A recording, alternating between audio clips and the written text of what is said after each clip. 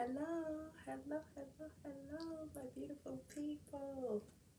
So I used to get asked a lot, why did you get a divorce, especially after being married for 13 years?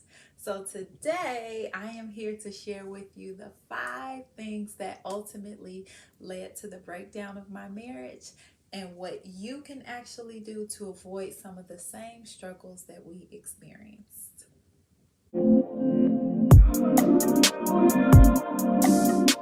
So, for those of you who are seeing me for the first time, my name is Sherelle Thomas. I am a love and intimacy coach. I work with both men and women, helping them create a deeper connection with their partner, as well as teaching mind blowing sexual techniques that will leave both them and their partner satisfied yet yearning for more. So, if you are new here, feel free to subscribe to my channel. And if you do like what I say, if any of it resonate with you, make sure you smash that like button and be sure to leave a comment below. So, 5 things that ultimately led to the breakdown of my marriage and what you can do to avoid some of the same struggles.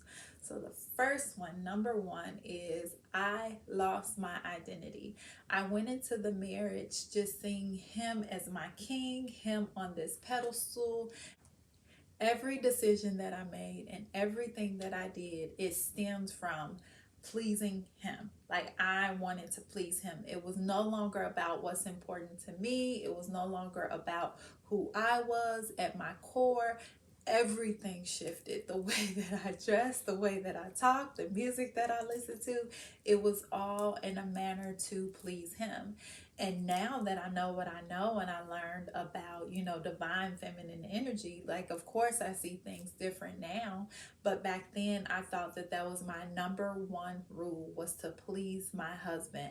Every decision that I made was with the idea in mind. Would he like this? Would he approve of this? And when it came down to different things within a relationship, it was always a response to, like, well, what do you want?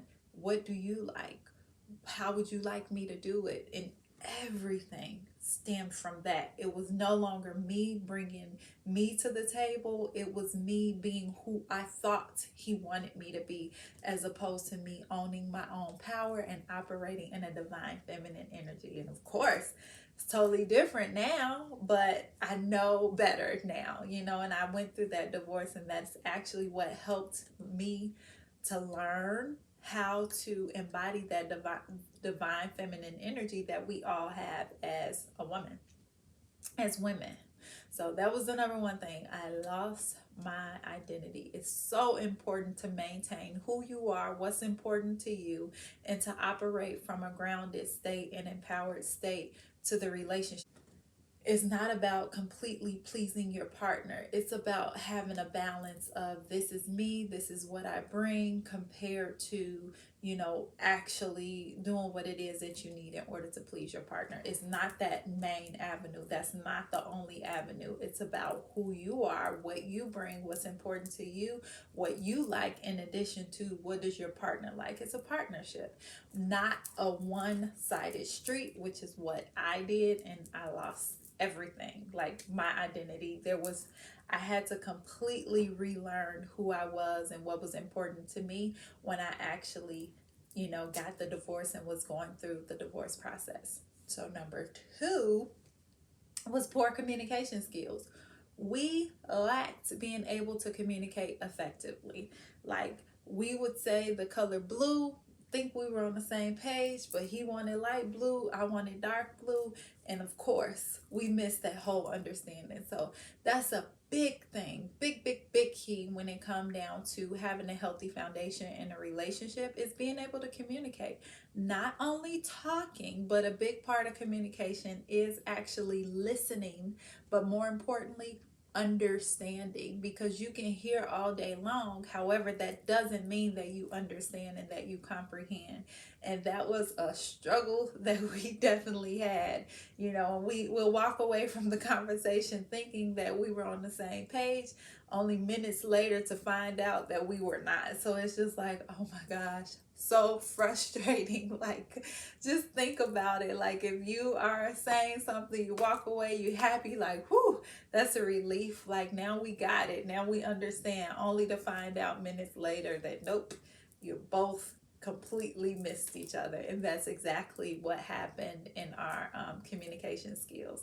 So, number three was poor emotional fitness. And again, one of the things that I forgot to mention as a disclaimer, this is my perspective, this is my side of the story. So he may have experienced something different, he may have a different perspective, and in no way, shape, or form am I here to demean who he is or even the perspective that he had. But I am speaking from my understanding and from what the training that I've received. So I'm speaking from the umbrella that I operate under, not his. So just wanted to put that out there. And in no way, shape, or form with anything that I say am I throwing shade at him or even our marriage, because I feel like it served its purpose. I love who I am today, and I would not be who I am had I not been in that relationship with him for 13 years and had I not had that marriage. But yes, back to poor emotional fitness. Whew. You talk about two emotional beings. Think about like a soda can, like think about if you shake it up all the time, what's going to happen when you open it? It's going to explode.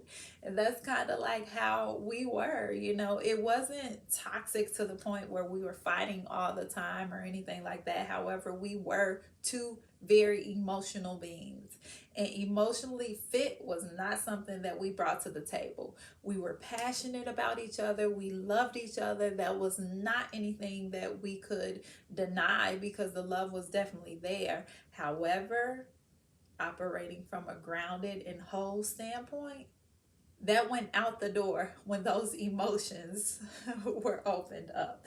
So again, like thinking about it like a soda can, if you're shaking and you open it, it's going to be this massive explosion. And that's exactly what we experienced a lot because we were not emotionally fit. So that was a big thing. Another one was lack of conflict resolution. We were not given the skills and the tools. We got married at 22, so we were not given the skills and the tools that we needed in order to handle conflict in a healthy manner. Not one bit. I remember one time we were living in Ohio. We came to Chicago to visit my family. It was like for Christmas or something like that. Freezing cold. Freezing cold. And me being in Ohio, I had not, and him, of course, growing up in Ohio, we were not accustomed to the level of cold that we were experiencing here in the Chicagoland area.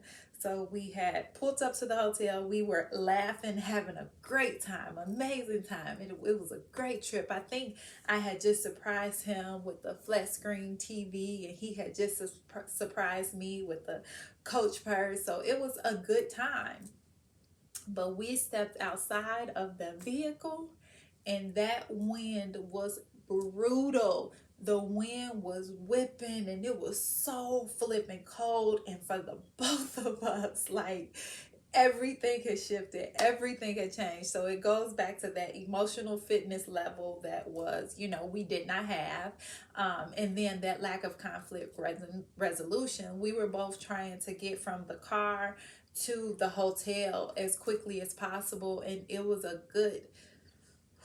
it was a distance to walk from the car to the actual building. And then we had went into one of the doors to try to get in as quickly as possible, and that door was locked, so we had to come and go around, which made the walk even longer.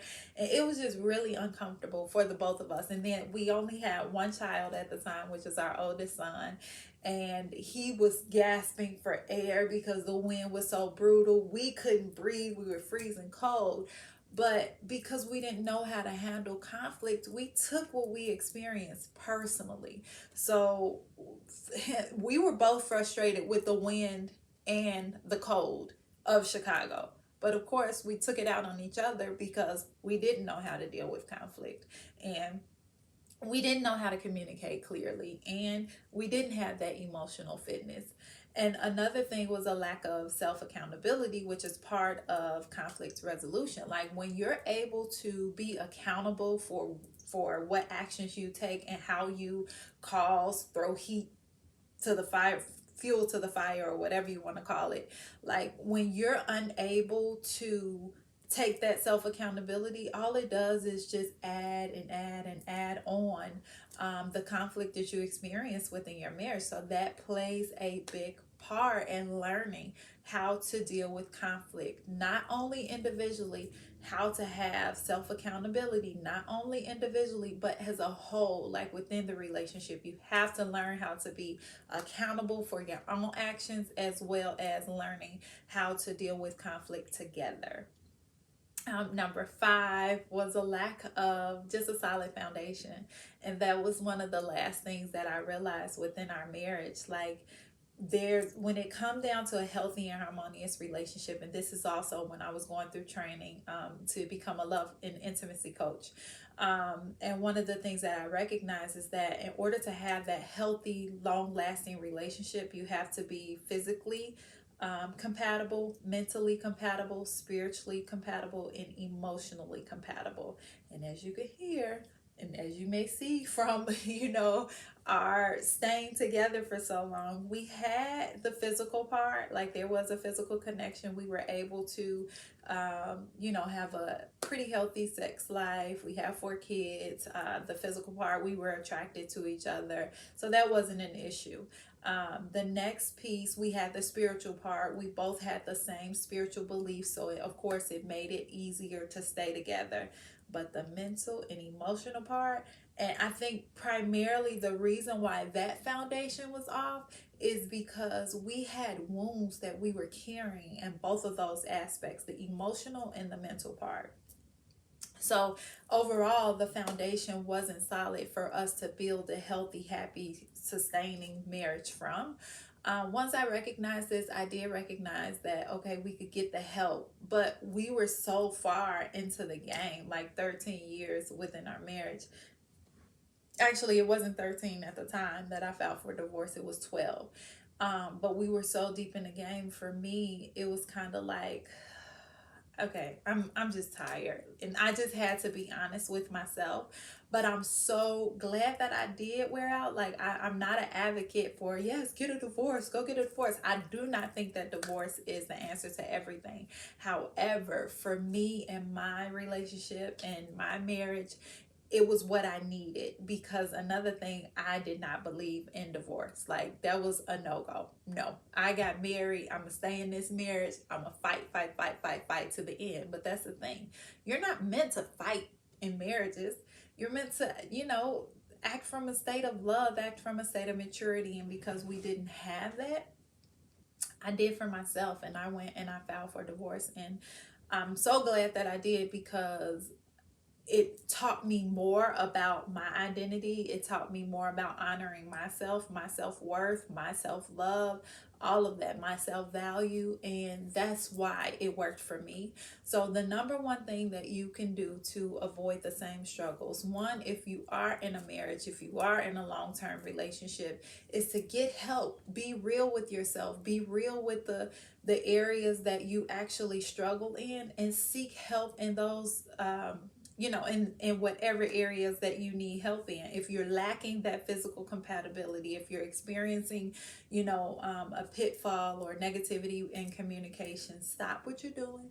Get help. I am a love and intimacy coach. I am available. You can reach me on Instagram. I'll leave my link in the description as well.